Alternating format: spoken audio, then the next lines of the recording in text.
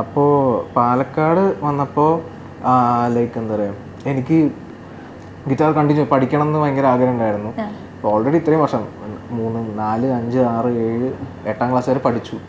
അത് കഴിഞ്ഞ് 9th വന്നു. അവിടെ എനിക്ക് പഠിക്കണം എന്നൊരു ഭയങ്കര ആഗ്രഹം ഉണ്ടായിരുന്നു. അപ്പോൾ അവിടെ ഏത് അക്കാഡമിയുള്ള നല്ലതെന്നൊക്കെ തപ്പി അവിടെ ഹിംസ് അക്കാഡമി എന്ന് പറഞ്ഞിട്ട് ഒരു അക്കാഡമി ഉണ്ട്. അവിടെ ഞാൻ പിന്നെ വർക്ക് ചെയ്തു കുറേ കാലം. അപ്പോൾ അവിടെ പോയി പഠിക്കാൻ വേണ്ടി ജോയിൻ ചെയ്തു.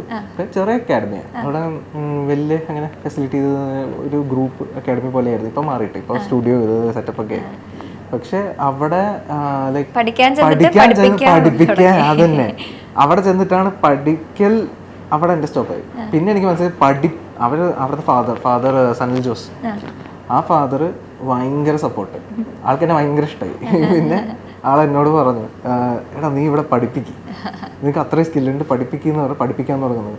അന്ന് പഠിപ്പിക്കാൻ ഇത് എനിക്ക് ടെൻഷൻ ഉണ്ടായിരുന്നു. പക്ഷെ ഓക്കെ എന്നിട്ട് സ്റ്റാർട്ട് ചെയ്തു.